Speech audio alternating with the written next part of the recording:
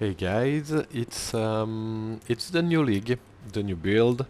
I'm going to showcase my current build for the 3.27 Keepers of the Flame League of Path of Exile 1.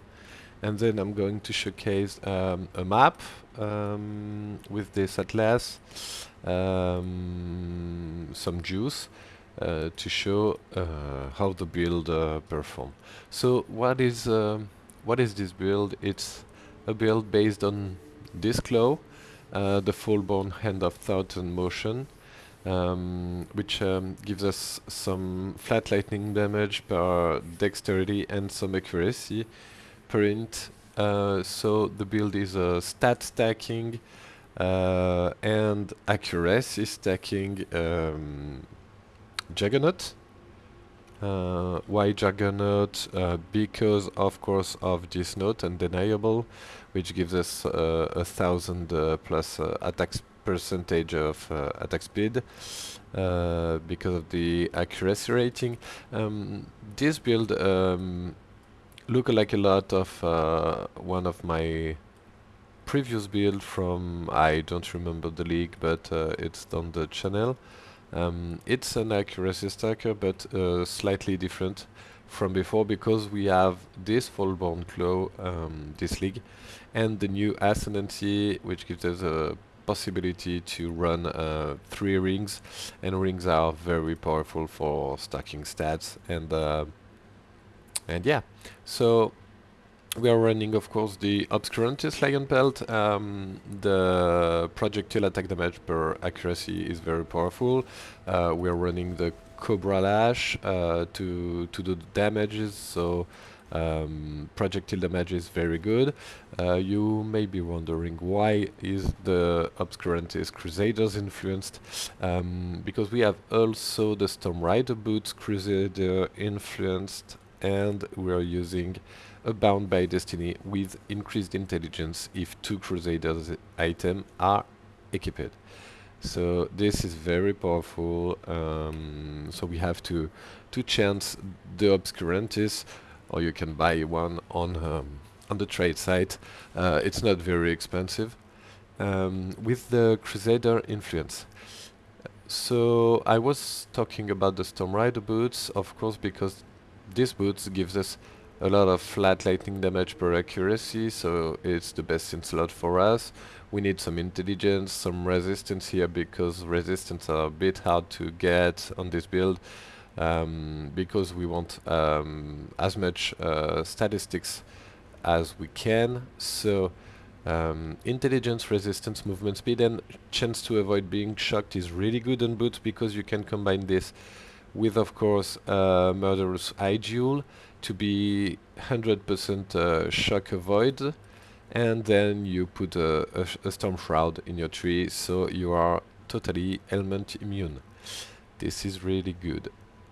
We're running the Astromantis perfectly rolled and attribute catalysted,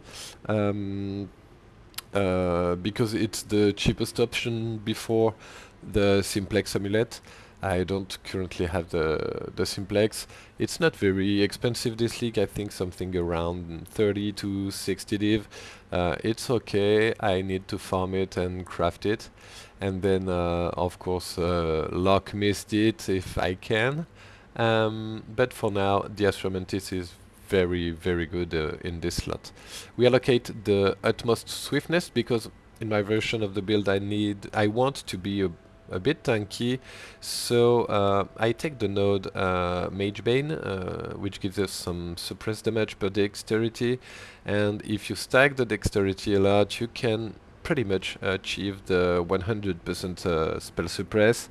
I'm lacking a bit of dexterity to be 100%, but 88% is pretty okay for now, and you can achieve that by allocating this node on your amulet, and more things that we will see later. We are of course running the Shaper's Touch. It's pretty straightforward. It's the best stacking gloves in the game. You can stack a lot of statistics with a lot of statistics, of course. So we get some accuracy, some energy shield, some evasion rating, some melee physical damage, which we don't use for now, but yeah, it's okay. For the belt, you want to run dexterity, intelligence in implicit. If you can get both of them at 15%, it's really good. It's a bit expensive. I don't know if there is one on the market for now. I need to look, but it's a bit expensive with both of them. Only intelligence is okay, but as I said, I want to stack a bit more dexterity than other are running for now, because I want to be a bit tankier. Then you just spam some Essence of Spite and you look for resistance here. Mine has the best stats on it, but not the best rolls. I need to roll it again with a suffix cannot be changed and the reforge attack to have the T1 elemental damage with attacks. I don't have the right item level to the T1 because the 86 with 83 I can only have the T2. So ideally you want increase int, increase dex, 15% in implicit, then exactly these statistics, so two resistances, the essence intelligence mode, and then you run for you go for energy shield, elemental damage with attacks, and increase damage in the prefix craft. You catalyst attribute, of course, on this thing. Then we're running, of course, an helical ring, full statistics. Mine is self-craft. You want to use essence of dexterity or intelligence until you have the other one of T1. Then you fracture it. Then you go again to look for the T1 all attribute. And then the last suffix can be all resistances, strength. It can be something, but you want to craft the prefix for non-challenging skills. Then you reflect this ring with cannon dress touch, and in the ideally you want to use a reflecting mist on this for the final touch. In the third ring slot, because we took the affliction boss ascendancy for this leg, and then we use the downside of no utility flask, so it's okay, we can use a tincture, but we have another ring slot and we use this ring slot for the resistances because we want to duplicate the more statistics that we can, so resistances on this ring are pretty good. For the armor, colors are pretty hard to get. I crafted this one and then corrupted it for the use of tainted chromatic orbs to get the colors more easily. Because it's 5 of colors, so it's a bit expensive. You don't really have to corrupt it to do that, because then you, of course, you cannot change the resistance. You will not be able to upgrade the implicits or something. So you want a better chest than mine. This one is okay for me. For the implicit, you want fees taken as chaos is pretty good. All maximum res is pretty good. Take less damage per int is really good too. So you can just mix all these things up to your convenience. It will be okay. For the gems, we are of course running discipline, precision, and grace with an enlightened level 3. You can put a level 4 here for better quality of life of available mana. Then we are running a Sigil of Power with Summon Ice Golem and cast when damage taken. Immortal Call, Frost Shield, Cold Snap, cast when damage taken too. Momentum Support, Willing Blade, and Fortify, which because we have a lot of attack speed, Willing Blade is really good. We currently at 17.5 attack speed, so yeah, you can see the Willing Blade is pretty fast. So to move is really good. For moving, it's really, really good. Sniper's Mark on it, and Inspiration. Um, we have a Frost Blink here, in case of, I don't know, in case of if you need to jump off something. And then for the main skill, we have Cabralash, Awakened Elemental Damage with support, Volatility, Awakened Lightning Pen, additional accuracy, and damage on full life. You can swap additional accuracy for Awakened Chain if you want more clear. The base chain for this skill is 7 times, so I think this is really okay to have more damage here and not less damage. But if you don't have enough clear, you can swap this gem, and you can play pretty much every attack projectile skill that you want with this build. I found Corbolash really enjoyable to play, but you can try the other ones. If you find something fun, put it in the comment of the video. We can look at it. For the tree, we are taking a pretty long path from our starting point, because we want to put at the end split personalities duel, 2 of them with intelligence and accuracy rating. So you have 70 intelligence and 560 accuracy rating per split personality. So this cluster is really good. Then for the large cluster, you want Fan of Blade, because Fan of Blade is just another projectile, so it's very powerful. And then you can take Fuel the Fight to have Mana Leech. On the other one, you will, I don't have another one like this one, but you can put a Storm Drinker, so it gives you a more lightning damage leech.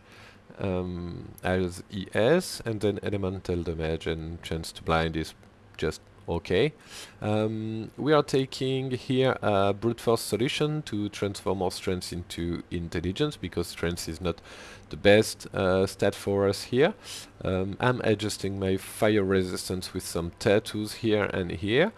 Then you took accuracy here, and here you have a cluster of 2 Transcendent Spirit with 1 Brutal Restraint. Why? Because Brutal Restraint will add 4 Dexterity on all nodes, and here you have Transcendent Spirit, which gives us accuracy per 10 Dexterity on unallocated passives in radius. So the combo of Brutal Restraint with Transcendent Spirit gives us almost 2000 accuracy per 1600 accuracy rating per Transcendent Spirit. So it's really okay. The downside of these duels are the reduced movement speed, but we disable this downside with the unstoppable keystone from the Juggernaut. Then you take some endurance charges, it's okay. For the tankiness, you go up, you have your Storm Shroud here, you have the Elemental Overload here for more damage. Then you take Zealot House, so your left regen is for Energy Shield. You have a cluster with increased effect, max Energy Shield, intelligence, and attack speed here. It's pretty good. If you want, you can swap the attack speed for one of the things. I think it's a suffix, yes, so you can get resistance here if you want. Then you finish your avoid to being shocked chance here, and then you take a corrupted blood jewel. This one are not really good. I'm aiming just for murderous side jewel with chance to avoid being shocked and corrupted blood, so it will release a jewel slot for me to put here.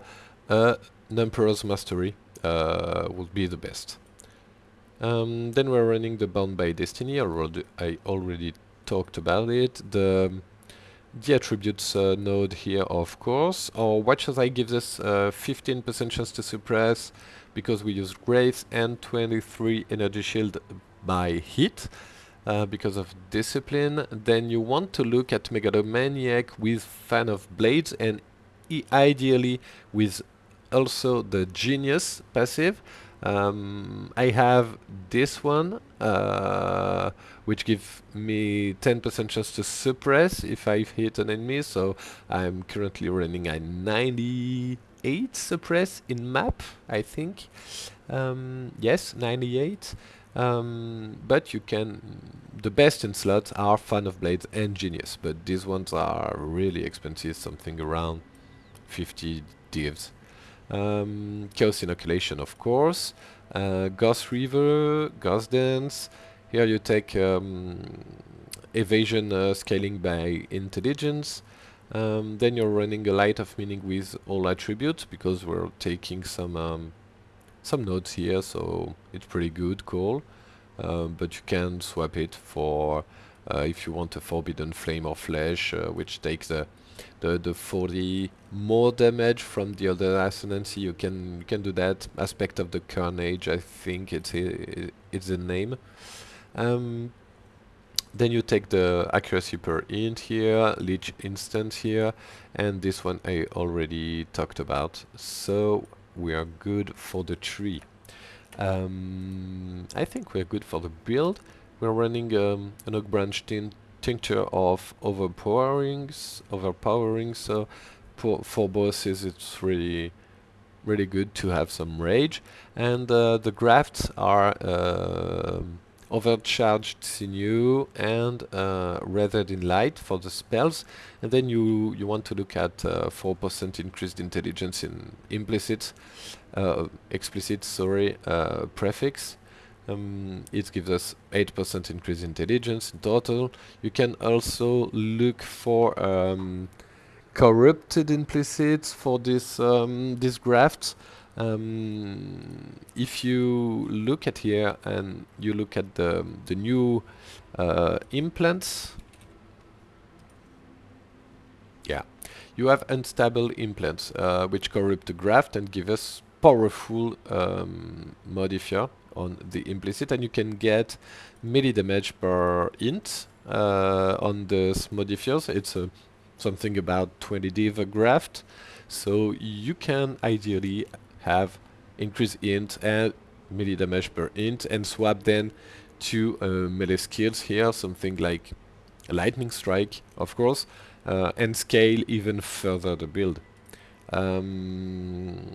Maybe it will be my my goal at the end, but not for now.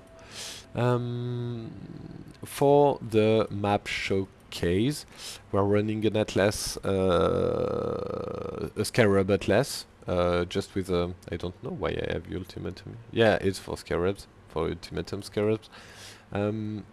So full Scarabs with blue altars, and then one adversary, two adversaries, sorry. Monstrous Lineage, Wisp, and Nemesis on Fortress T17 with 100% more Scarabs. Ideally, you want to use Scarab Chisels and the one Daily Orbs, but if you can find some corrupted ones, it's pretty good too. You put Ambush here for more Ambush Scarabs to loot some containment one, and then Blue Altar, and let's go. So you will see what the build look like in a map. Yeah, this build is pretty fun because you move very fast, and then you just blast. Yeah, you just blast. You have a very good single target with this build. I've done some Uber boss kills with this one. It's a bit squishy for some Uber bosses, but if you know the mechanics, you have enough damage to kill them pretty fast. For mapping, it's really good. I think the tankiness is just enough to take all altar to pick all altars modifiers without looking at them. The only one that's pretty annoying is the one which gives us random projectile direction, but when you will have a lot of damage, this one will not be a problem. It's a bit of problem for the boss, but That's all.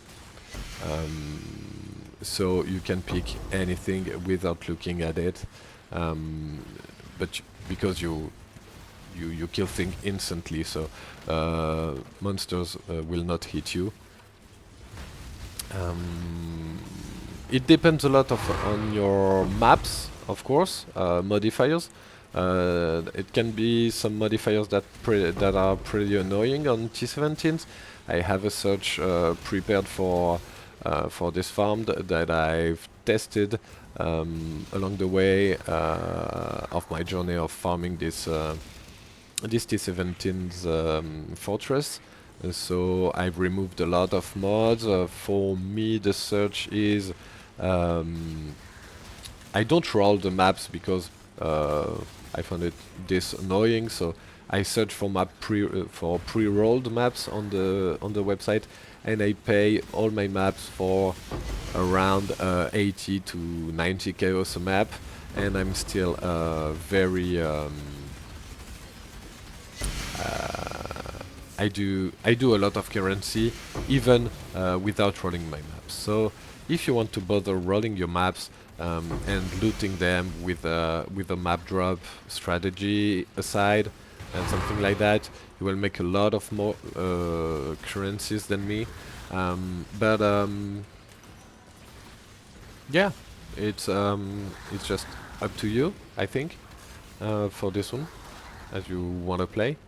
And you see, map is very fast to do.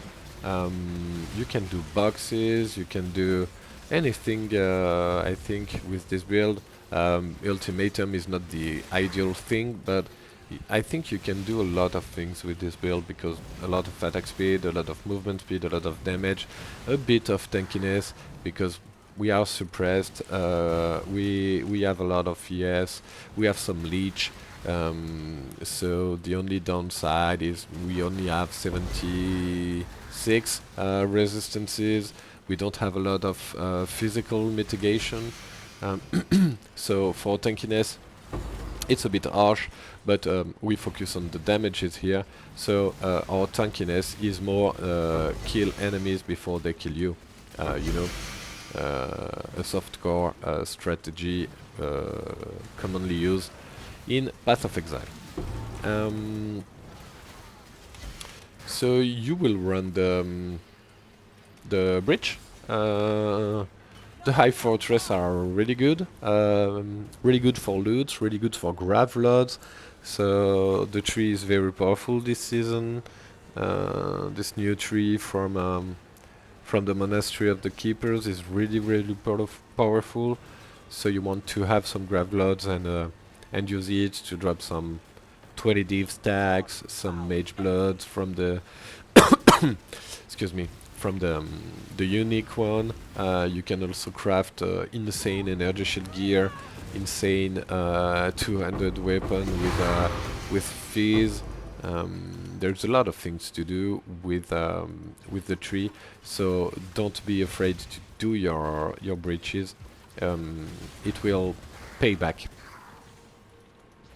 And yeah, I want to go to the boss to show you the boss damage. Scarab drop dupe, of course. I didn't have enough mana. I spammed too much.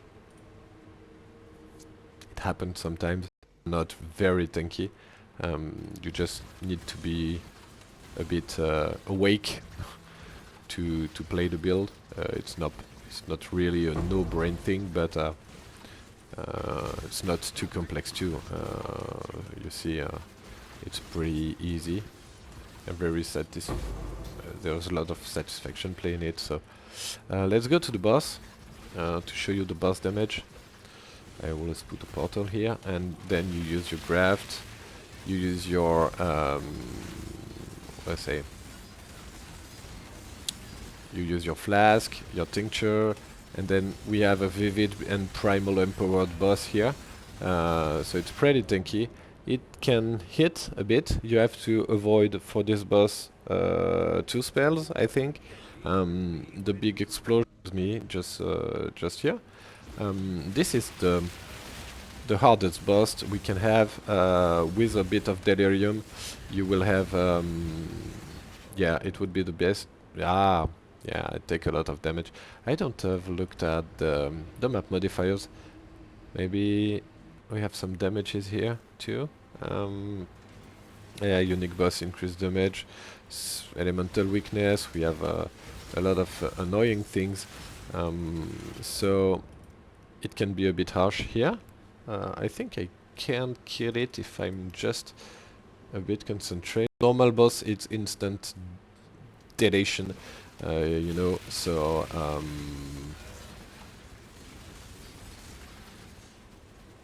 you can do damage by far, like this one, like that. Ah! Yeah, I'm just blind. And I just fucked up my map.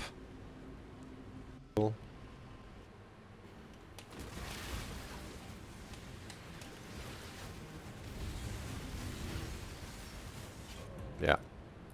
Yeah, we have to avoid some things. But you've seen the idea of the build. I think you have enough to enjoy. This boss was a bit boosted. I prefer not to do the boss before I've cleared the entire map, of course, in case of this happens. But in general, there is no problem. You can trust me. And you can look at the PoB and the values and everything. The build is pretty cool. So enjoy your league. I hope you enjoy Keepers of the Flame, and we'll see you, I think, next league. Bye bye.